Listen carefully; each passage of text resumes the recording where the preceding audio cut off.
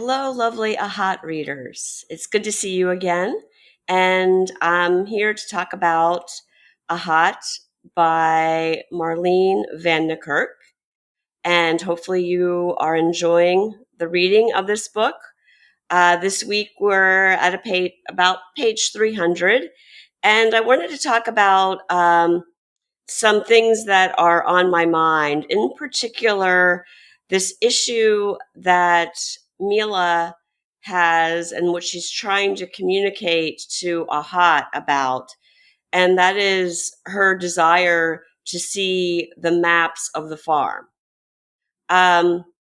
This section of the book is kind of the part that takes place in the present time in the book, which is 1995, 1996. And as you know, Mila at this time is incapacitated with ALS, and she's pretty much completely paralyzed except for her ability to blink her eyes and to stare at Ahat, or to kind of, they've got a little secret language going where long blinks or short blinks mean different things. And Ahat senses this urgency uh, with Mila, that Mila wants something, wants to see something. And this kind of starts this process where we're wondering, does Ahat guess that Mila wants to see the maps? And if so, is she purposely just taunting, or in kind of her own way, harassing Mila by not bringing the maps?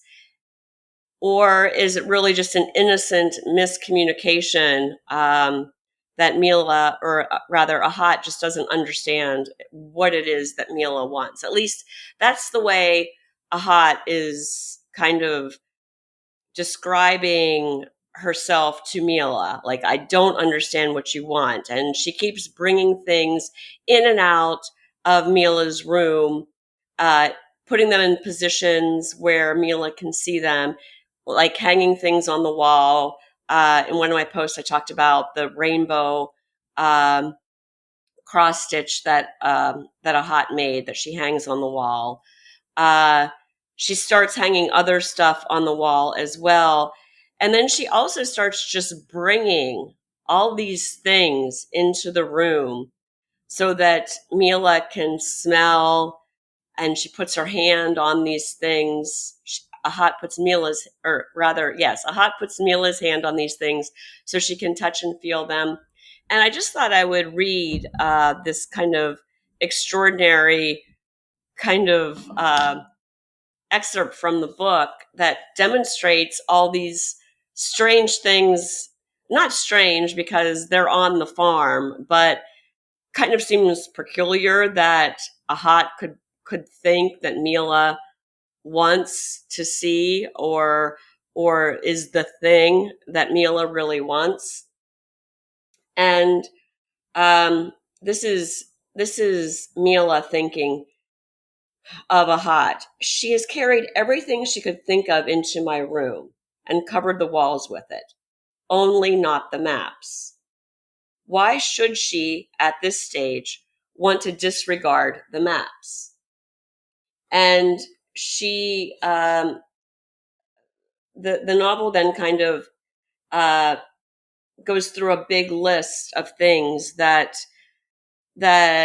um, that Ahat has brought into the room for Mila to touch and see. Um, it's like a stage prop store in here. Beach hat, fish gaff, old black bathing costume. From day to day, the exhibition is changed. She makes me smell everything, presses it under my hand to feel. It carried on for 3 days, the carrying in. Yet another object was dragged in from the shed. A bag of guano, a bag of chicken feed, a can of dripping fluid, a can of vaccine, the plowshare from the wild fig tree, the pipe for striking it, a silver corner post, 3 droppers, freshly tarred feathers of the red rooster, feathers of the white rooster, a sheaf of wheat, a bag of compost, a ram's horn, a horseshoe, a skein of the finest wool, held in front of my nose for me to smell, all of it. Rustling, the grasses, the pods, struck, the gong, shaken out, the corsacks, just about the whole farm carted in at the back door on a wheelbarrow, from the sheep shears to rake.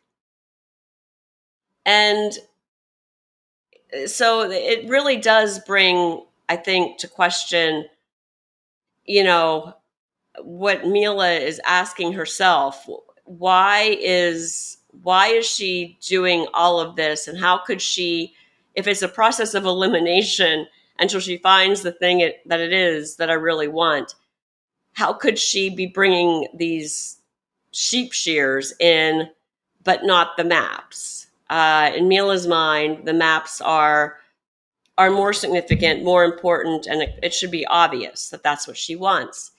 And I asked this question in one of my posts, what do these maps mean to Mila, and why does she want to see them at this important point in her final days? And my guess, and I'd be very interested if you share yours on the post on Substack, but I'm guessing that it's some kind of um, symbol of the legacy that Mila's leaving behind. She's screwed up a lot of things in her life, and perhaps she realizes that now. But she's going to be leaving behind this farm that's been passed down through generations in her family. And she's leaving the farm, it seems, in pretty good shape.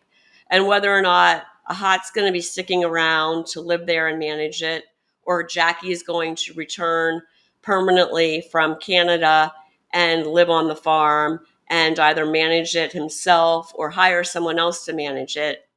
It seems that this is very much something that Mila just feels like she needs to see again as kind of proof of her existence, as a demonstration of what all of the hard work and sacrifice that she did, some of it misadvised, surely, but what it was all about, what it was all worth.